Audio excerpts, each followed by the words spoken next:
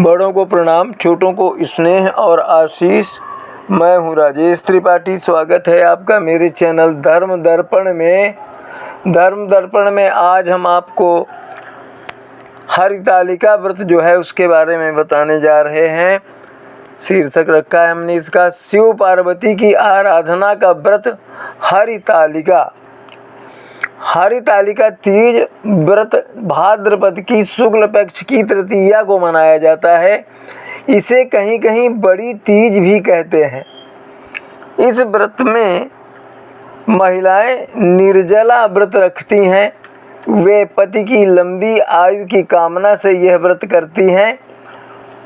इस व्रत में भगवान शिव और पार्वती की पूजा की जाती है।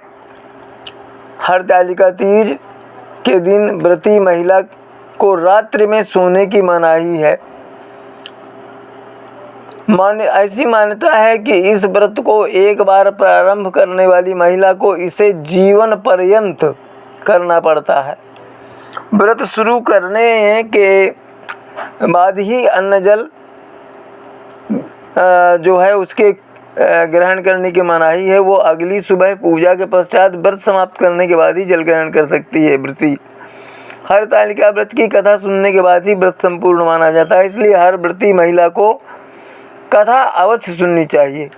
इस व्रत का नाम हरितालिका क्यों पड़ा, इसके बारे में भी एक ऐसी मान्यता है कि माता गौरी अपने पार्वती रूप में शिव जी को पति के रूप में चाहती थी। इसके लिए उन्होंने कठिन तपस्या की थी। उस वक्त पार्वती की सहेलियों ने उनका अपहरण कर लिया था। ऐसी मान्यता है कि इसीलिए इसका नाम हरितालिका पड़ा। शिव जैसा पति पाने के लिए कुंवारी कन्या इस व्रत को विधि विधान से करती है। इसकी कथा इस प्रकार है। शिव जी ने माता पार्वती को विस्तार से इस व्रत का महत्व समझाया था। माता गौरा ने सती के बाद हिमालय के घर पार्वती के रूप में जन्म लिया। उनकी माँ का नाम मैनावती था।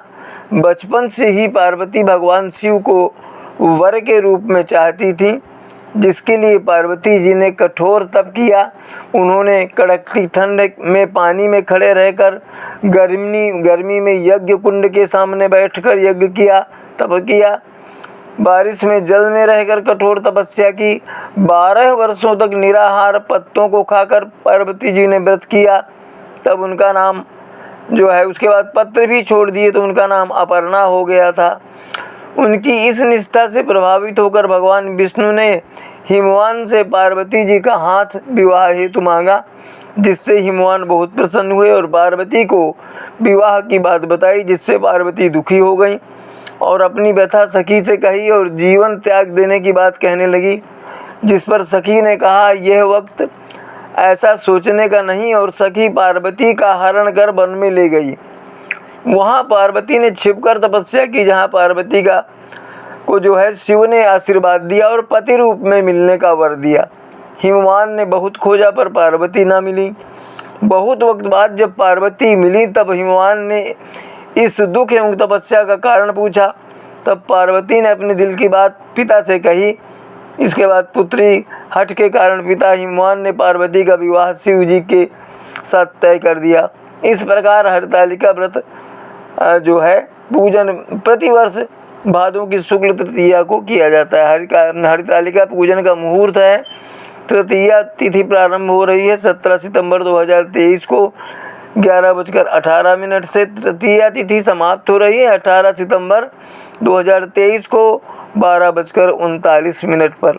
हरितालिका की पूजन सामग्री फुलेरा अर्थात फूलों की छतरी देव प्रतिमा चित्र के ऊपर लगाने के लिए, गीली काली मिट्टी अथवा बालू रेत, केले के पत्ते, सभी प्रकार के फल एवं फूल पत्ते, बेलपत्र, समी पत्र जिसे खेजड़ी या सांगरी भी कहा जाता है, धतूरे का फल एवं फूल, मंदार के फूल, तुलसी पत्र, जनेऊ, वस्त्र और पार्वती के लिए पूरा सुहाग का सामान, जिसमें चूड़ी, बिछिया, काजल, बिंदी, कुमकुम, सिंदूर, कंघी, महावर, मेहंदी आदि मान्यता अनुसार एकत्र की जाती है।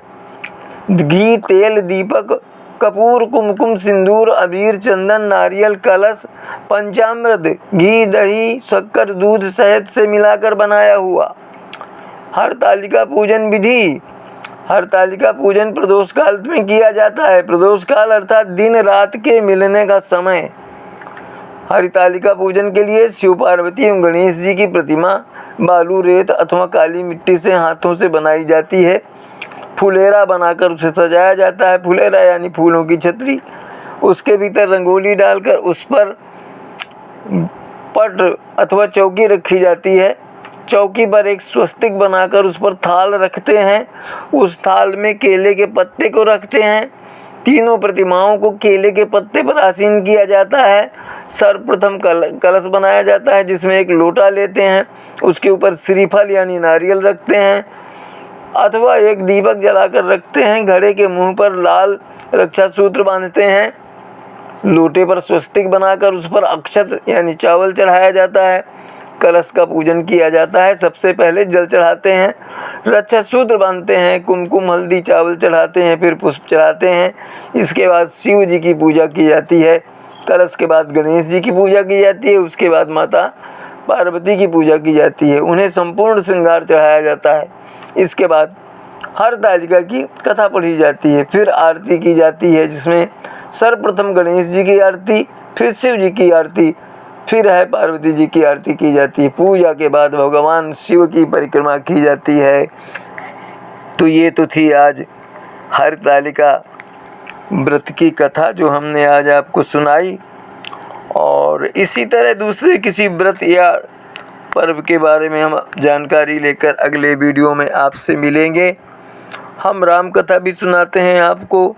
हम धर्म दर्पण में तरह तरह के विचित्र और धार्मिक प्रसंग सुनाते हैं। जीवन मंत्र में आपको प्रेरणाप्रद जो प्रसंग सुनाते हैं, जो जीवन को सही ढंग से जीने के तरीके आपको बताएं।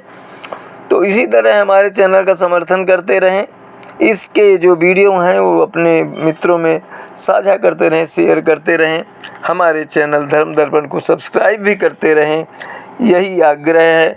आप सपरिवार स्वस्थ सानंद रहें, स्वस्थ रहें, सानंद रहें, सुरक्षित रहें। यही हमारी कामना और प्रभु से प्रार्थना है। आज यहीं तक, मिलते हैं अगले वीडियो में। तब तक के लिए नमस्कार, प्रणाम।